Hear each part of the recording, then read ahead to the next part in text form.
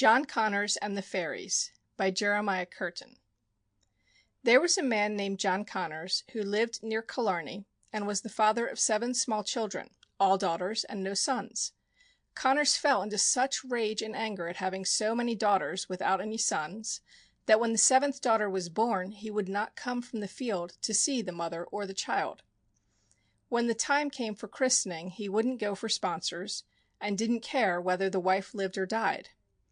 A couple of years after that a son was born to him, and some of the women ran to the field and told John Connors that he was the father of a fine boy.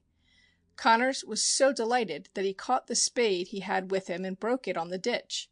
He hurried home then and sent for bread and meat with provisions of all kinds to supply the house. "There are no people in this parish," said he to the wife, "fit to stand sponsors for this boy, and when night comes I'll ride over to the next parish and find sponsors there." When night came he bridled and saddled his horse, mounted and rode away toward the neighboring parish, to invite a friend and his wife to be godfather and godmother to his son. The village to which he was going was Beaufort, south of Killarney. There was a public house on the road. Connors stepped in and treated the bystanders, delayed there a while, and then went his way. When he had gone a couple of miles he met a stranger riding on a white horse, a good-looking gentleman wearing red knee-breeches, swallow-tailed coat, and a Caroline hat, a tall hat. The stranger saluted John Connors, and John returned the salute. The stranger asked where he was going at such an hour. "I'm going," said Connors, "to Beaufort, to find sponsors for my young son." "Oh, you foolish man," said the stranger, "you left the road a mile behind you. Turn back and take the left hand." John Connors turned back as directed, but never came to a crossroad. He was riding about half an hour when he met the same gentleman, who asked, "Are you the man I met a while ago going to Beaufort?" "I am." "Why, you fool, you passed the road a mile or more behind. Turn back and take the right-hand road. What trouble is on you that you cannot see a road when you are passing it?" Connors turned and rode for an hour or so, but found no side road. The same stranger met him for the 3rd time, and asked him the same question, and told him he must turn back. "But the night is so far gone," said he, "that you'd better not be waking people. My house is near by. Stay with me till morning. You can go for the sponsors tomorrow." John Connors thanked the stranger, and said he would go with him. The stranger took him to a fine castle then, and told him to dismount and come in. "Your horse will be taken care of," said he. "I have servants enough." John Connors rode a splendid white horse, and the like of him wasn't in the country round. The gentleman had a good supper brought to Connors. After supper he showed him a bed, and said, "Take off your clothes, and sleep soundly till morning." When Connors was asleep, the stranger took the clothes, formed a corpse just like John Connors, put the clothes on it, tied the body to the horse, and, leading the beast outside, turned its head towards home. He kept John Connors asleep in bed for 3 weeks. The horse went towards home and reached the village next morning. The people saw the horse, with the dead body on its back, and all thought it was the body of John Connors. Everybody began to cry and lament for their neighbor. He was taken off the horse, stripped, washed, and laid out on the table. There was a great wake that night, everybody mourning and lamenting over him, for wasn't he a good man and the father of a large family? The priest was sent for to celebrate Mass and attend the funeral, which he did. There was a large funeral.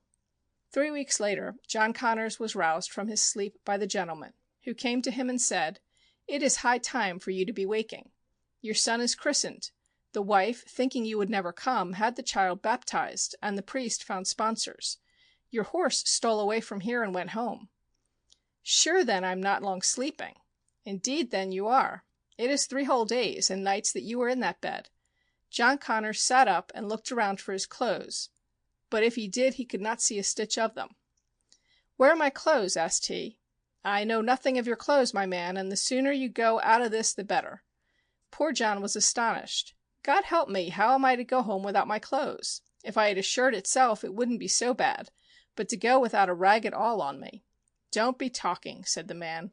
"Take a sheet and be off with yourself. I have no time to lose on the like of you." John grew in dread of the man, and taking the sheet, went out. When well away from the place, he turned to look at the castle and its owner, but if he did, there was nothing before him but fields and ditches. The time, as it happened, was Sunday morning, and Connors saw at some distance down the road people on their way to Mass. He hurried to the fields for fear of being seen by somebody. He kept to the fields and walked close to the ditches till he reached the side of a hill, and went along by that, keeping well out of sight. As he was nearing his own village at the side of the mountain, there happened to be 3 or 4 little boys looking for stray sheep. Seeing Connors, they knew him as the dead man buried 3 weeks before. They screamed and ran away home, some of them falling with fright. When they came to the village, they cried that they had seen John Connors, and he with a sheet on him. Now it is the custom in Ireland, when a person dies, to sprinkle holy water on the clothes of the deceased, and then give them to poor people, or to friends for God's sake. It is thought that by giving the clothes in this way, the former owner has them to use in the other world. The person who wears the clothes must wear them 3 times to Mass one Sunday after another, and sprinkle them each time with holy water. After that they may be worn as the person likes. When the women of the village heard the story of the boys, some of them went to the widow and said, "'Tis your fault that your husband's ghost is roaming around in nakedness. You didn't give away his clothes." "I did indeed," said the wife. "I did my part. But it must be that the man I gave them to didn't wear them to Mass, and that is why my poor husband is naked in the other world." Now she went straight to the relative and neighbor who got the clothes. As she entered, the man was sitting down to breakfast. "Bad luck to you, ye heathen," said she. "I did not think you the man to leave my poor John naked in the other world. You neither went to Mass in the clothes I gave you, nor sprinkled holy water on them." "I did indeed. This is the 3rd Sunday since John died, and I went to Mass this morning for the 3rd time. Sure, I'd be a heathen to keep a relative naked in the other world. It wasn't your husband that the boys saw at all." She went home then, satisfied that everything had been done as it should be. An uncle of John Connors lived in the same village. He was a rich farmer, and kept a servant girl and a servant boy. The turf bog was not far away, and all the turf at the house being burned, the servant girl was told to go down to the reek, a long pile of turf, and bring home a creel or basket of turf. She went to the reek and was filling her creel, when she happened to look towards the far end of the reek, and there she saw a man sticking his head out from behind the turf, and he with a sheet on him. She looked a second time and saw John Connors. The girl screamed, threw down the creel, and ran away, falling every few steps from terror. It was to the reek that Connors had gone, to wait there in hiding till dark. After that he could go to his own home without anyone seeing him. The servant girl fell senseless across the farmer's threshold, and when she recovered she said, "John Connors is below in the bog, behind the reek of turf, and nothing but a sheet on him." The farmer and the servant boy laughed at her and said, "This is the way with you always when there's work to do." The boy started off to bring the turf himself, but as he was coming near the reek, John Connors thrust his head out, and the boy ran home screeching worse than the girl. Nobody would go near the creek now, and the report went out that John Connors was below in the bog minding the turf. Early that evening John Connors' wife made her children go on their knees and offer up the rosary for the repose of their father's soul. After the rosary they went to bed in a room together, but were not long in it when there was a rap at the door. The poor woman asked who was outside. John Connors answered that it was himself. "May the Almighty God and His Blessed Mother give rest to your soul," cried the wife, and the children crossed themselves and covered their heads with the bedclothes. They were in dread. He'd come in through the keyhole. They knew a ghost could do that if it wished. John went to the window of 2 panes of glass and was tapping at that. The poor woman looked out, and there she saw her husband's face. She began to pray again for the repose of his soul, but he called out, "Bad luck to you! Won't you open the door to me, or throw out some clothes? I'm perishing from cold." This only convinced the woman more surely.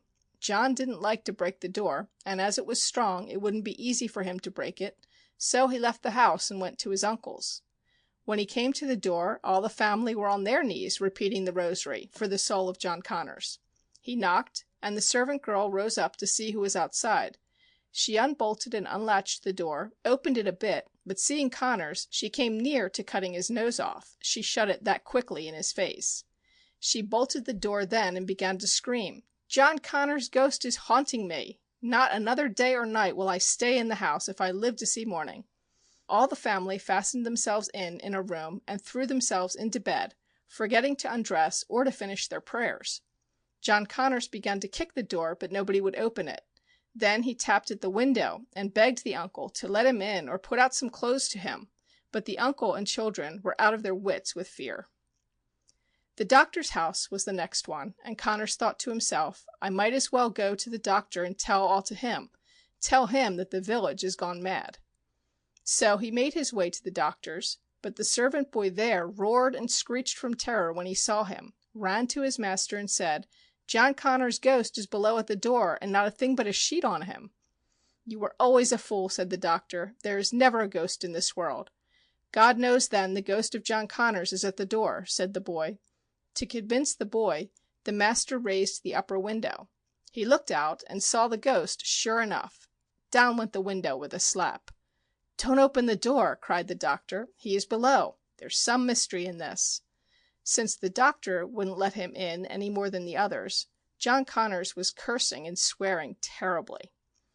God be good to us, said the doctor. His soul must be damned, for if his soul was in purgatory, it is not cursing and swearing he'd be, but praying. Surely 'tis damned he is, and the Lord have mercy on the people of this village. But I won't stay another day in it. I'll move to the town tomorrow morning.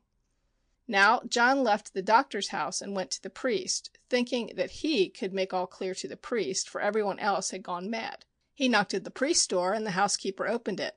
She screamed and ran away, but left the door open behind her. As she was running towards the stairs, she fell, and the priest, hearing the fall, hurried out to see what the matter was. Oh, father, cried the housekeeper, John Connors' ghost is below in the kitchen, and he with only a sheet on him. Not true, said the priest. There's never a person seen after parting with this world. The words were barely out of his mouth when the ghost was there before him. In the name of God, said the priest, are you dead or alive? You must be dead, for I said mass in your house, and you a corpse on the table, and I was at your funeral. How can you be foolish like the people of the village? I'm alive. Who would kill me? God, who kills everybody. But for your being dead, how was I to be asked to your funeral? 'Tis all a mistake, said John. If it's dead I was, it isn't here I'd be talking to you tonight. If you're alive, where are your clothes? I don't know where they are or how they went from me, but I haven't them sure enough. Go into the kitchen, said the priest. I'll bring you clothes, and then you must tell me what happened to you. When John had the clothes on, he told the priest the day the child was born he went to Beaufort for sponsors, and being late he met a gentleman who sent him back and forth on the road and then took him to his house. I went to bed, said John, and slept till he waked me. My clothes were gone from me then, and I had nothing to wear but an old sheet. More than this I don't know, but everybody runs from me, and my wife won't let me into the house. Oh, then it's Daniel O'Donoghue, King of Loch-Lane, that played the trick on you, said the priest. Why didn't you get sponsors at home in this parish for your son, as you did for your daughters? For the remainder of your life, show no partiality to son or daughter among your children. It would be a just punishment if more trouble came to you. You were not content with the will of God, though it is the duty of every man to take what God gives him. 3 weeks ago your supposed body was buried, and all thought you dead through your own pride and willfulness. That is why my wife wouldn't let me in. Now, your reverence, come with me and convince my wife, or she will not open the door. The priest and John Connors went to the house and knocked, but the answer they got was a prayer for the repose of John Connors' soul. The priest went to the window then and called out to open the door. Mrs. Connors opened the door, and seeing her husband behind the priest, she screamed and fell. A little girl that was with her at the door dropped speechless on the floor.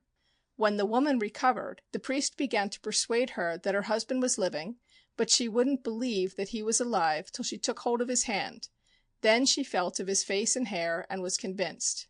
When the priest had explained everything, he went away home. No matter how large his family was in after years, John Connors never went from home to find sponsors. End of John Connors and the Fairies. Recording by Colleen McMahon.